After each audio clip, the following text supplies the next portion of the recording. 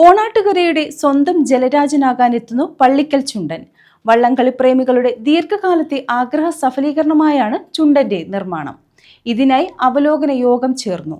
പള്ളിക്കലാറിന്റെ പേരാണ് ചുണ്ടനും നൽകുന്നത്. 1 കോടിയിലധികം രൂപയാണ് നിർമ്മാണ ചെലവ് പ്രതീക്ഷിക്കുന്നത്. അടുത്ത വർഷം നെഹ്റു ട്രോഫിക്ക് മുമ്പായി വള്ളം നീറ്റിലിറക്കാനാണ് ശ്രമമെന്ന് ഭാരവാഹികൾ അറിയിച്ചു.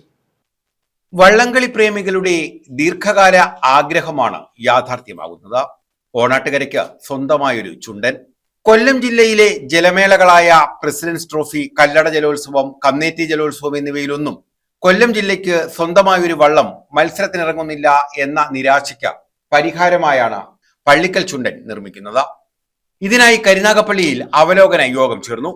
പള്ളിക്കലാറിന്റെ പേര് തന്നെ ചുണ്ടന് നൽകാനും തീരുമാനിച്ചു. കൊല്ലം ജില്ലയിൽ നല്ലവരായ കുറെ നാട്ടുകാർ ഇവിടെ ഒരു ചിരകാല അഭിലാഷമായിരുന്നു നമുക്ക് ഇവിടെ ഒരു ചുണ്ടൻ വള്ളം പണിയുക എന്നുള്ളത്. 1996 നമ്മുടെ ഒരു ചുണ്ടൻ വള്ളം കന്നേറ്റി കായലിൽ കളിക്കാൻ വരുന്നത്. അപ്പോൾ അന്ന് മുതലുള്ള ഒരു ആഗ്രഹമാണ് നമുക്കൊരു ചുണ്ടൻ വള്ളം പണിയുക എന്നുള്ളത്. ഞങ്ങൾ കുറച്ച് നാളിന് മുമ്പ് ഒരു തീരുമാനമെടുത്തിരുന്ന ഒരു ചുണ്ടൻ വള്ളം പണിയാൻ വേണ്ടിയിട്ട്.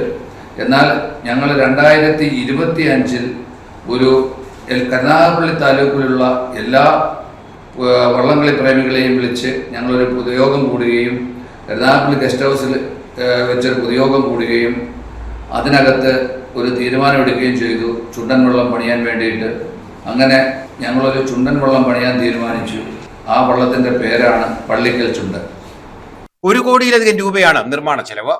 2027 നെഹ്റു ട്രോഫിക്ക് മുമ്പായി വള്ളം നീറ്റിലിറക്കാനാണ് ശ്രമം. നിർമ്മാണത്തിനാവശ്യമായ തടി 30 കരുനാഗപ്പള്ളിയിൽ എത്തിക്കും. 31 ഘോഷയാത്രയായി നിർമ്മാണ സ്ഥലത്ത് തടി എത്തിക്കുമെന്ന് ഭാരവാഹികൾ അറിയിച്ചു. 100ലധികം വർഷം പഴക്കം ചെന്ന ആഞ്ഞിൽ തടിയാണ് നിർമ്മാണത്തിന് വേണ്ടത്. മലയോര പ്രദേശത്ത് നിന്ന് 150 ഇഞ്ച് വണ്ണവും 50 അടിയിലേറെ ഉയരവുമുള്ള തടിയാണ് ഇതിനായി കണ്ടെത്തിയത്.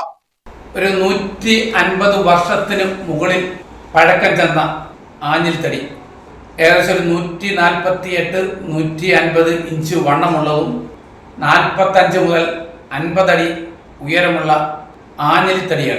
അതിനുവേണ്ടി തന്നെ നമ്മുടെ ഈ പ്രവർത്തകർ, അതായത് ഈ കമ്മിറ്റി അംഗങ്ങൾ ഹൈറേഞ്ച് മേഖലയായ പാല ആ സൈഡിലൊക്കെ പലതവണ പോയി വർക്കൗട്ട് ചെയ്ത് പല തടികൾ പോയി കണ്ടു.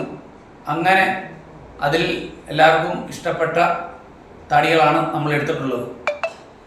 ഈ തടി 30-ാം തീയതി പാലയിൽ നിന്നും കരുനാഗപ്പള്ളി പള്ളിക്കൽ ചുണ്ടൻ വള്ള സമിതി വള്ളം പണി തുടങ്ങുവാൻ ഉദ്ദേശിക്കുന്ന സ്ഥലത്തേക്ക് 30-ാം തീയതി കൊണ്ടുവന്നാൽ അത് രാത്രിയിൽ നമ്മുടെ ലാലാജിമുക്കിൽ സ്റ്റേ ചെയ്തതിന് ശേഷം 31-ാം തീയതി ഏകദേശം ഒരു 10:30-11 മണിയാവുമ്പോൾ ബഹുമാനപ്പെട്ട കരുനാഗപ്പള്ളി MLA കൂടിയായ ശ്രീ CR മഹേഷിന്റെ നേതൃത്വത്തിൽ വളരെ നല്ല ഒരു ഘോഷയാത്ര, അതായത് ശിങ്കാരിമേളം, കൈകൊട്ടിക്കളി, ഒരു ബാൻഡ് മേളം ഇത്യാദി ഇതിനോടുകൂടി ചേർന്ന് അതിനെ ഒരു നല്ലൊരു ഘോഷയാത്രയായിട്ട് വള്ളം പണി തുടങ്ങുവാൻ ഉദ്ദേശിക്കുന്ന സ്ഥലത്തേക്കാണ് ഞങ്ങൾ 31-ാം തീയതി ഉദ്ദേശിക്കുന്നത്.